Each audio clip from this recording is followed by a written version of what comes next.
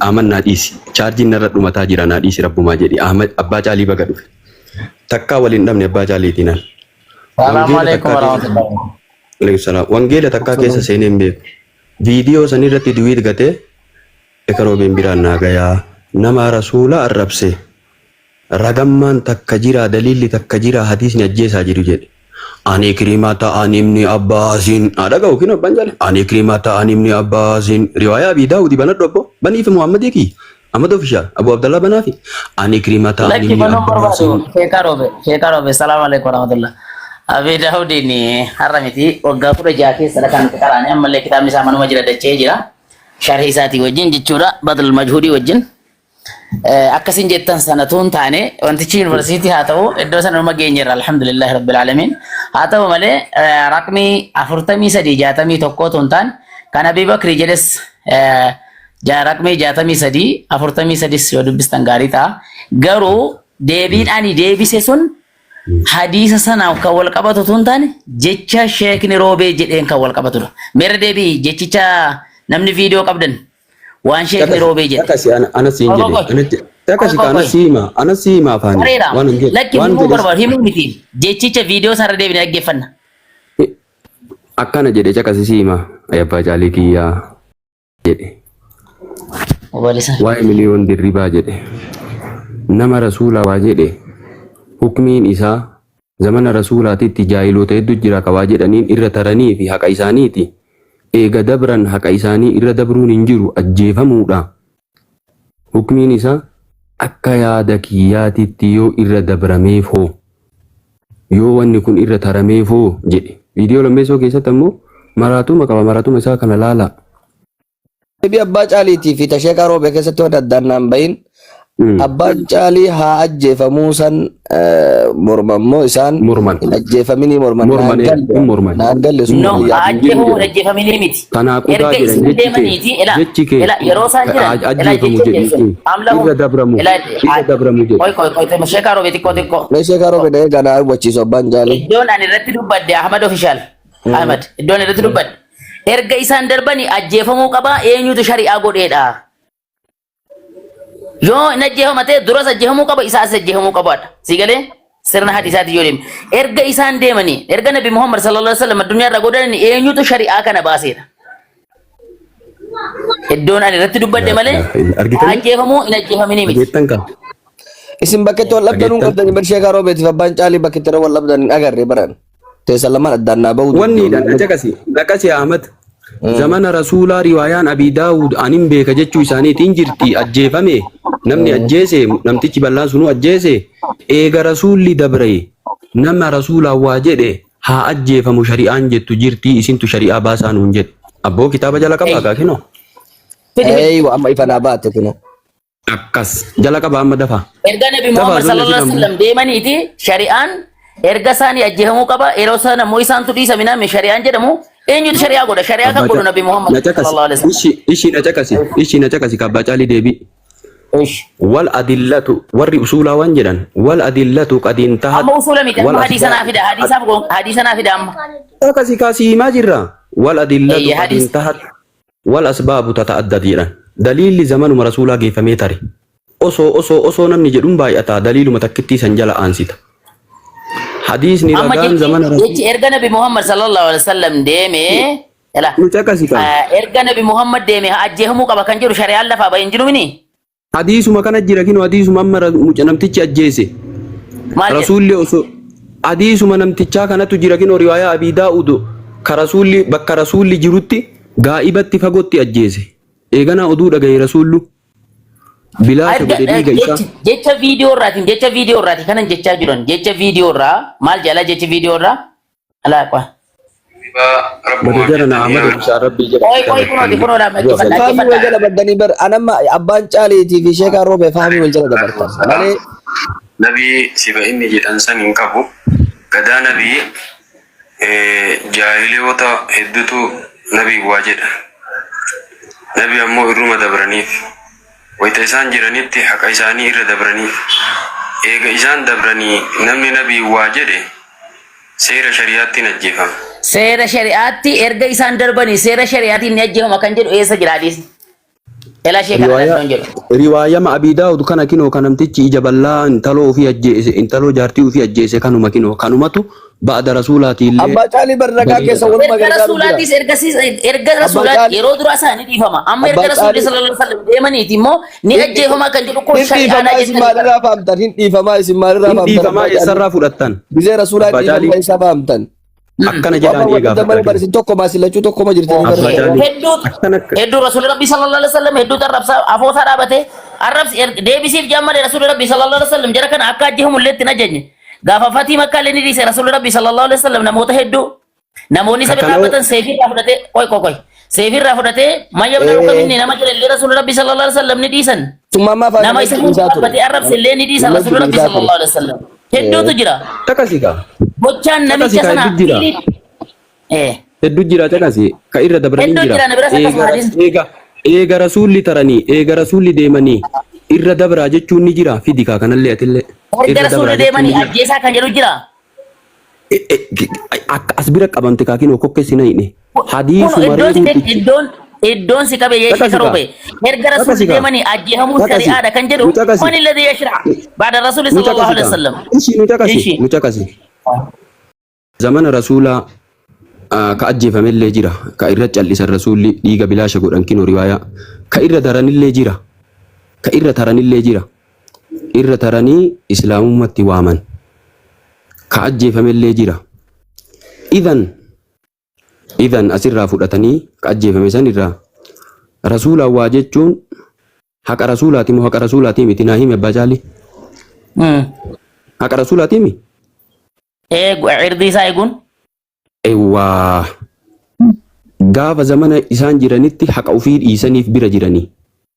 iyyee Hayxi namaa dhiifamti hadiisa keessatti jira hayxi namaa dhiifamti abbaan dhiisu malee dafii deebise namummaan kuunu deenii ta'ee Namni- haqa namaa ta'ee arraba ta'ee haqa Namni- abbichisu sii dhiisutti dhiifamti kanuma bicha naayin. namtichi yoo dhiisu ta'e ajjeesuun dirqama ta'a jechuudha. Akkanaa miti naayin ati dhiifamti kanuma bicha. Eeyyee ni dhiisama ajjeesaan jenne waan ta'eef Rasuulli Rabbii sallallahu alaihi wasallam. Abboo haqa ati yoo na arrabsite waagan sii dhiisutti sii dhiisa rabbiin caqasi kanuma. Isa kana immoo gidduu isaatiif gidduu Rabbii jira kan guyyaa akiraatti dhaqanii wal gaafatu isa kana. Abboo kana nurraa dhiisi rabbii jedhi hadiisaan lafa Kana jira. nurraa dhiisii miti ka elaa kunoo elaa Deemii- jechi kun Ani lakki. shari'aa Ooy, eega Rasuulli Rabbii ishii sallallahu alaihi wasallam caqasi, ishii na deemanii caqasi, ajjeesuun ishii na shari'aadha caqasi. kan jedhu eessa jira Na hadiisni? caqasi kaa na caqasi. Elaa Isa jihaada keessa isa jihaada seera keessatti shari'aatiin ni isa jihaada ajjeefama. Seera keessatti shari'aa isa isa jihaada Nabi keessatti Muhammad erga Nabi Muhammad du'aniiti seera Caqasi shari'aatiin ni ajjeefama kan jedhu hadiisni meera. ishii caqasi isa jihaada keessatti du'e Jibriilitti dhufee rasuula ammoo alayhi salaatu wassalaam namni gaafatee jennaan eeganaa illa deenii malee jannata seenaa jedhanii yoo deeniin irra jiraatte maqsuuda isaatti hin ga'u jedhanii deenii haga deenii san ofirraa kafalutti maarree deenii ta'ee haqa nama arrabse ta'ee haga abbichi sun dhiisutti hin dhiifamu jechuun hadiisni lafa jira. Lafa jira. Lafa jira. Dhaqee akiraatti dhaqee gaafatama kaa malee asirratti wanti godhamu jira. La hawla wala quwwata illa billah. Maal laa hawlaa bichaa miti bar laa hawla walaa quwwuu jechuu si barbaada bar wanti kun maaliif jennaan waan hadiisa waan ta'eef yaashee karoora. Ahmad Ofishaalii fi Abdullahi mee waliin haasaa ragaa fidaa fi rabbii waliin xiqqoo tasgabbeessa. Ragaa ela erga Nabi Muhammad deemanii mu'ajjeesuun shari'aadhaan jirtira.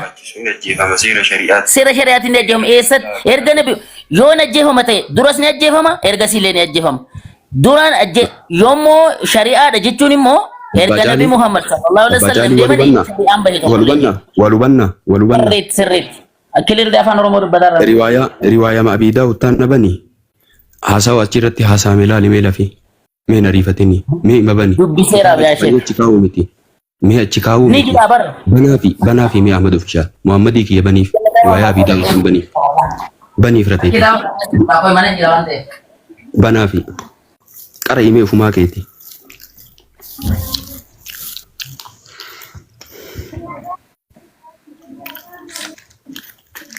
Abdallah. Assalamualaikum warahmatullahi wabarakatuh. Waalaikumsalam warahmatullahi wabarakatuh. Ustaz Ahmad jallitan. Ama barsiisaa oolota. Banata jira tanggal deh. Ambar waldhabbiin jiraa sun naan taane bas abbaa amma tashee jamaaliif shee kaaroo bee dirree jirti. Ta abbaa caaliitii fi tashee kaaroo beetun ollaanii xiqqoo illee Anamma gaafa tanaabaati malee amma bakki isaan itti wal dhaban beeta abbaan caalii gizee rasuulaa hin ajjeefamne gizee kammaa ajjeefamaadha yeroo saniyyuu hin hayyamamne sheekaan roobe yaadni isaanii ajjeefamurra jira moo hin ajjeefamurra jira yaadni isaanii sila. Abbaan caalii hin ajjeefamu. Harki masaa qofa jibbe moo abbaan caalii? Akka jedhanii barisan abbaan caalii waan jedhan maal hukmiin nama rasuula abbaan caaliitiif bara sheekaan roobe gara tokkotti miliyoon hin ajjeefamurra karaa tokko jirti jarri lachuu. hin ajjeefamu jetti jarri lamaanuu. Lakki kan akkas hin jenne abbaan caalii eega rasuulli taranii nama rasuula waa jedhe haa ajjeefamu jechuun hin jiru jedhan isaan abbootaa hin jiraa jedheen zamana rasuulaa mafhuma amma bar namni kama duraan amma hadiisuma ikrimaa sanirraa namni rasuul hin jiraatin illeen haqqi isaanii kafalamtee gaafa sanuu qaalicha ajjeese jenna rasuulli qaalitti bilaash godhe wanni isiidhaa hin kafalamu jedhee gumaan isiitu wayita kan jirtu jedhee qaalichi bal'aan ajjeese bilaash godheemi namachi booda nama rasuulaa waa jedhe yoo kaajjeesan taate wanni isaa sun bilaash taatii jechuu sila mafhuma achumarraa fudhatan maali adilaan duraan dabartee jirti akkana eega ka duraan ajjeefame sun bilaash ta'ee ka achi boodaan eega rasuulli dabre ajjeefame illee dhiin isaa bilaashuma ta'a sila akkasumatti itti fufaan akkana.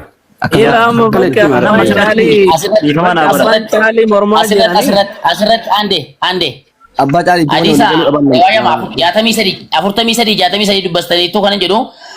قال حدثنا موسى بن اسماعيل قال حدثنا حماد عن يونس عن حميد بن هلال عن النبي صلى الله عليه وسلم جده ها قال روايه برسمس ما لم يكن لابي بكر ان يقتل رجل ان يقتل رجلا الا باحدى الثلاث التي قال الرسول صلى الله عليه وسلم كفر بعد ايمان او زنا بعد حصن او قتل نفس بغير نفس.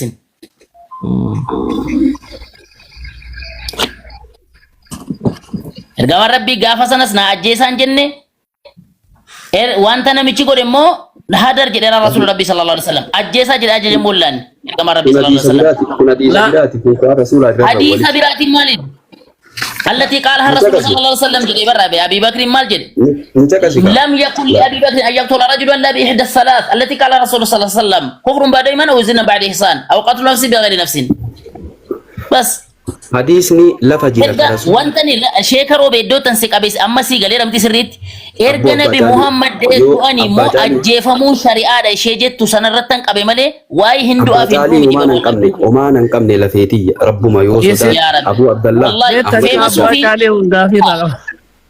أبو عبد الله ميداكوني في فيما صوفي بچوني في وان حق أدو بچون غرا غرا سنيغالي مي أبا جالي چكسي عن اللازم جدا أبو عبد الله فأره بط ست أيمني ما هي ما في رب ما جرى أبو عبد الله أنزل جد إجن هي ما في أبو عبد الله أبا جالي وانا نسنجا هدو نما رسول ربي الرب سأجيسون انتامون توجت والما قالت عليه الصلاة والسلام أجني ورجلات أجيسون سرّي أجهان أجني جرت أجيسون تو أجني كأنه أجني كان إرجع ربي أجيسا كان جلو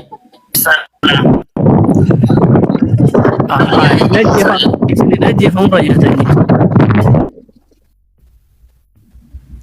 سواء في زمن النبي أو بعده يرون نبيين جرني في يرون نبيين جرت تلا أجفهم ينتظر يرتنج جالسين أما أبو عبد الله إدوتي أن شيك روبي كبي بعد نبيتي أجيسون شريعة شيء ترابر بله واي أجفهم أبو ميتسون nuwaya jefamu rabuuti rakka sanirra jira barra koora manuti ba bakka tana gaddaa ba isidina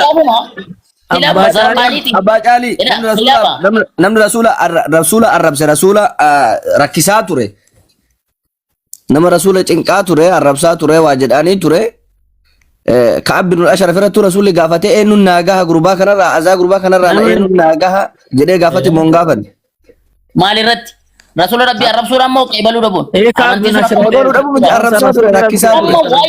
واي النبي محمد الرب أجيهم كبو أبو عبد الله دورا كوسين غريبر إدو تاني إدو أن شيكرو بيتي كابسي ميسن سريت كاسا أكم جد بيتا بعد نبيتي أجيفبوني مو شريعة أشي جتو سنة زمان رسول أجيفبون شريعة هاتي أجي بوده مال تدورك isa akkasitti dubbachuudha malee kiristaana biratti akka ishee karoobeetti mi'aawuudhaaf jecha ergasii illee akkas jechuun bareedaadha yoo ofii gootaniif maal ta'a ishee jettu kana isheen qabeen.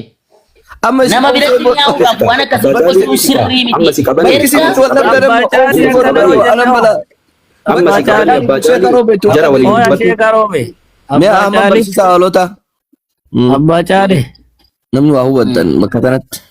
Ila waan jedhu ani.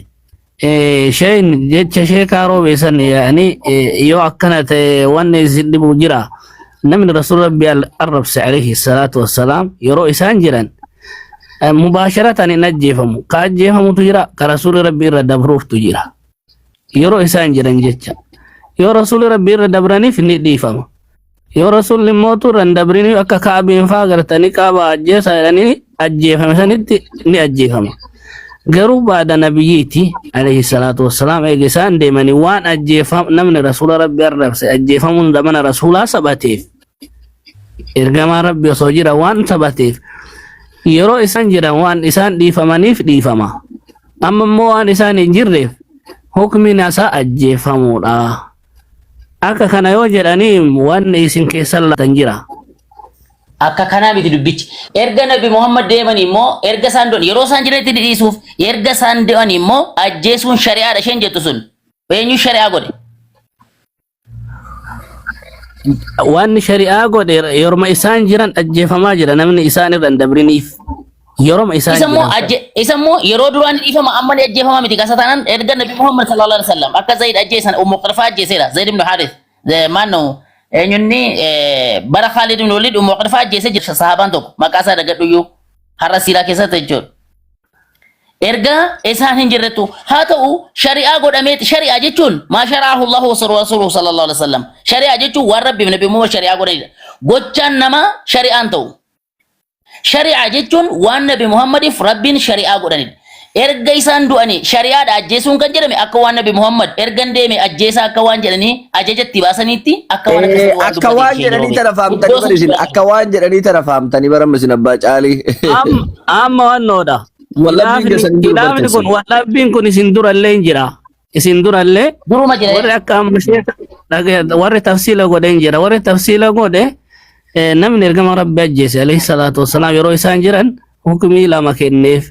Yoo Rasuulli dhiifama godheef hin ajjeefamu. Yoo Rasuulli dhiifama godhe hin ajjeefama. Eega Rasuulli du'anii immoo ajjeefamu malee hukmii biraa hin qabu warri jedheen jira. Laakiin ulamaa irraa Ibnu Taymiyyaan fa'aa warri kitaaba laaltanii yaadattanii hukmiin tokkoma. Hukmiin gartee nama Rasuula Rabbi arrabse alayhi salaatu wassalaam ajjeefamuudha. Yeroo isaan jiranii fi yeroo isaan hin jirretti illee hukmiin isaa ajjeefamuudha. Garuu Rasuulli alayhi salaatu wassalaam nama garii irra dabruuf hin jira. Laakiin hukmiin isaa homaa hin ajjeefamu jecha Roomara. سواء في حياة النبي عليه الصلاة والسلام أو بعد مماته.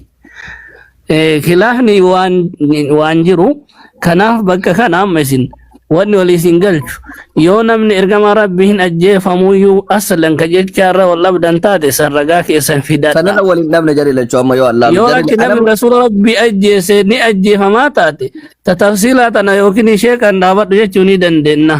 Maafi mishkila tafsiila dhiisaati hukmii bar tafsiilillee bar lafuma jirti tafsiilillee bar. Amma Ahmad official amma official na eega ani ka jedhe.